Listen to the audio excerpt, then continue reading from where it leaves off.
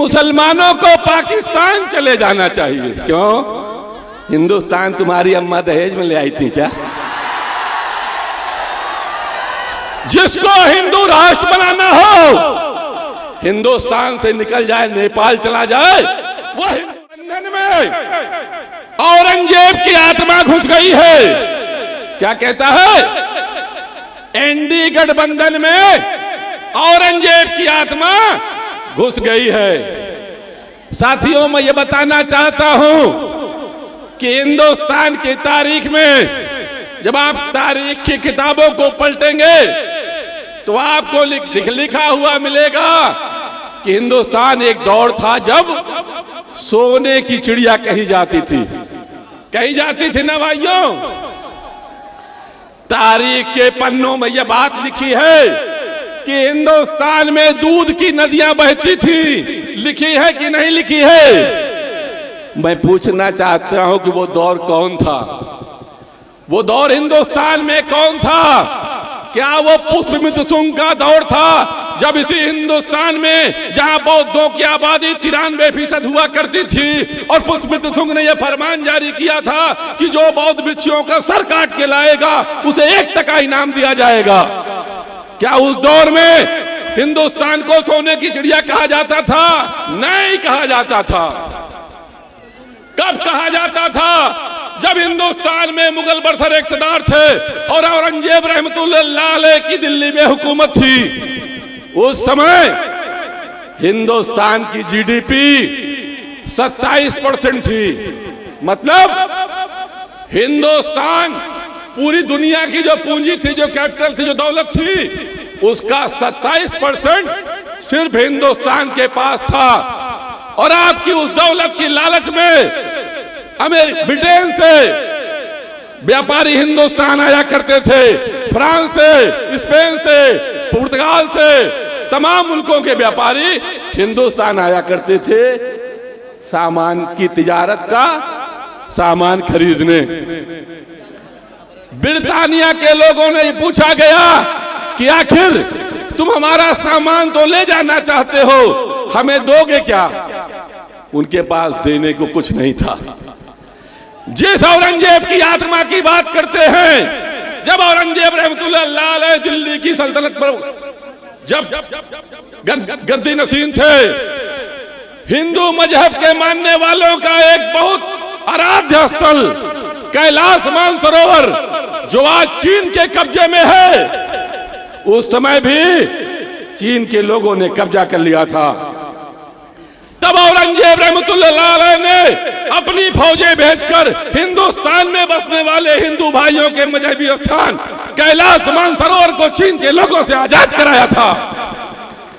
लेकिन आज दिल्ली की सत्ता पर हिंदू हृदय सम्राट विद्यमान है और आज 10 साल हो गए उसको दिल्ली की सत्ता पर बैठे। आज हिंदुस्तान की जीडीपी मात्र 3% है। कितना है भाइयों? 3%। पूरी दुनिया के दौलत का सिर्फ 3% हिस्सा हिंदुस्तान में है। और हिंदुस्तान के आला तालीम याफ्ता बच्चे IIM, IIT से पास करके बच्चे ब्रिटेन, कनाडा, फ्रांस और यूरोप में नौकरी की तलाश में जा रहे हैं। इस हिंदू हृदय सम्राट के पास आपको देने के लिए नौकरियां नहीं है। क्या कहता है? राम राज लाएंगे। क्या यही राम राज है? मैं चैलेंज के साथ कहता हूं कि अगर इस हिंदू हृदय सम्राट को 50 साल तक हिंदुस्तान की सत्ता दी जाए तो उसके बाद भी इसकी हैसियत नहीं है कि इस मुल्क की जीडीपी 27% ला सके, जो औरंगजेब रहमतुल्लाह अलैह के दौर में हिंदुस्तान में थी।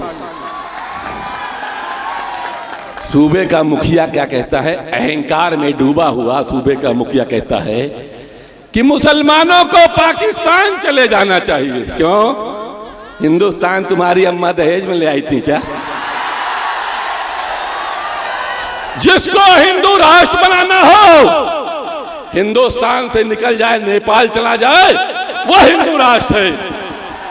हिंदुस्तान की आजादी में हर हिंदू मुसलमान का खून है और हिंदुस्तान न सिर्फ मुसलमानों का है बल्कि हिंदुओं का है, सिखों का है, ईसाइयों का है, पारसियों का है। और हिंदुस्तान में एक मजबूत संविधान है, जिस संविधान की रचना बाबा साहब ने की थी और हिंदुस्तान के लोगों के फैसले उसी संविधान से होंगे, तुम्हारे मनुस्मृति से नहीं होंगे। साथियों, ये बात मैं बताना चाहता हूं कि जिस मनुस्मृति का संविधान ये लोग लागू करना चाहते हैं, हालांकि जिंदगी में कभी लागू नहीं कर पाएंगे, जो इनका सपना है वो सपना जानते क्या है? समाज। एक बात तो ये जान लीजिए कि 10 साल से लगातार हिंदू हृदय सम्राट दिल्ली की कुर्सी पर बैठा है। क्या मुसलमानों का बाल भी बांका हुआ? बकरे का गोश्त खाना बंद हो गया क्या? अब कबाब नहीं मिलता क्या? बिरयानी नहीं मिलती क्या? इनकी हैसियत नहीं है कि तुम्हारा बाल बांका कर सके। इसलिए तुम्हें तो कोई खौफ करने की जरूरत ही नहीं है। जब जिस संविधान को ये लागू करना चाहते हैं, उस संविधान में अगर किसी के ऊपर सबसे बड़ी गाज गिरने वाली है, किसके ऊपर गिरेगी? वर्ण व्यवस्था में जिसे शूद्र कहा जाता है, उस शूद्र में यादव भी है, कुर्मी भी है, कहार भी है, लोहार भी है, मल्लाह भी है, केवट भी है, कांची भी है, और जिसकी आबादी लगभग 60% है। बताओ कि जहां पर जमहूरियत में सर गिने जाते हैं और शूद्र समाज के लोगों, हिंदुस्तान में बसने वालों, तुम्हारी आबादी अगर 60% है तो तुम सत्ता में क्यों नहीं हो? अगर सत्ता में नहीं हो तो उसके लिए वो लोग जिम्मेदार नहीं है जो दिल्ली में बैठकर तुम्हें दोबारा गुलाम बनाना चाहते हैं। उसके लिए सिर्फ और सिर्फ तुम जिम्मेदार हो। शूद्र समाज, दलित और आदिवासी भी हिंदू था 90%। आराम। ये बात मैं सिर्फ शूद्र समाज के बारे में बात कर रहा था, अछूत समाज के बारे में बात नहीं कर रहा था, जिसकी तादाद 20% है। कितना है? अछूत समाज जिसकी तीत आबादी 20% है। आज पीडीएम गठबंधन जिसका नेतृत्व बहन पल्लवी पटेल जी कर रही हैं और जिसकी सरपरस्ती आपके नेता, हमारे नेता बैरिस्टर असदुद्दीन ओवैसी साहब कर रहे हैं, और आज आपके कुशीनगर की धरती पर आपके शूद्र समाज से ताल्लुक रखने वाले माननीय स्वामी प्रसाद मौर्य जी के समर्थन में इसी मंच पे कुछ समय के बाद आने वाले हैं और उनके आदेश से मैं यहां खड़ा हूं। तो मैं आपको याद दिलाना चाहता हूं कि तुम्हारी ताकत क्या है, तुम्हारी ताकत क्या है। ऐ मुसलमानों, तुम्हारी आबादी उत्तर प्रदेश में सरकारी आंकड़े के मुताबिक 22% है। कितनी है? गैर सरकारी आंकड़े के मुताबिक तुम 25% से ज्यादा हो। पिछड़ा जिसे शूद्र कहा गया, लगभग 60% की आबादी उसकी है। यम मतलब डी मतलब दलित, जिसकी आबादी लगभग 20% के आसपास है, और तुम्हारी आबादी 25%। अगर इसको मिला लिया जाए तो आज से अगर आप इस गठबंधन के साथ हो करके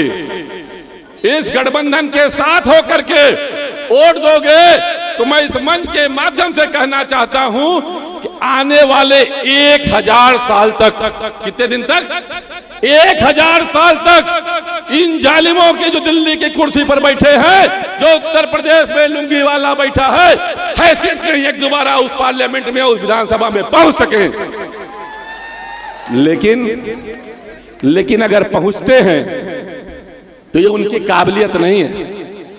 दलितों, शूद्रों और मुसलमानों, ये तुम्हारा नाकारापन है, तुम्हारा निकम्मापन है, तुम्हारी नाअहली है, तुम्हारी ना समझी है, जिसकी वजह से तुम आज गुलाम बने बैठे हो और वो लोग सत्ता की कुर्सी पर बैठे। समय ज्यादा हो रहा है, तमाम सीनियर लोग बैठे हैं। मैं अपनी बात इस बात के साथ खत्म करना चाहता हूं कि अगर आपको मेरी बात तनिक भी समझ में आई हो तो शूद्र समाज से ताल्लुक रखने वाले पीडीएम गठबंधन से समर्थित आपके बीच में कुशीनगर से लोकसभा के प्रत्याशी भाई स्वामी प्रसाद मौर्य जी को, जिनका चुनाव निशान गन्ना किसान है, वो देखिए दिखाई पड़ रहा है गन्ना किसान, और जिनकी पार्टी का नाम है राष्ट्रीय शोषित समाज, जो आज आपका हिस्सा बन रही है। किसका बन रही है? आपके इस गठबंधन का हिस्सा बन रही है। उनको आप अपने वोटों के दम पर, अपने अंगूठों की ताकत से उस पार्लियामेंट पर भेजो जहां पर ये जालिम 10 साल से बैठा है और आपके ऊपर जुल्म कर रहा है, आपको मिटाने की बात कर रहा है। इन्हीं बातों के साथ मैं अपनी बात खत्म करता हूं। खुदा।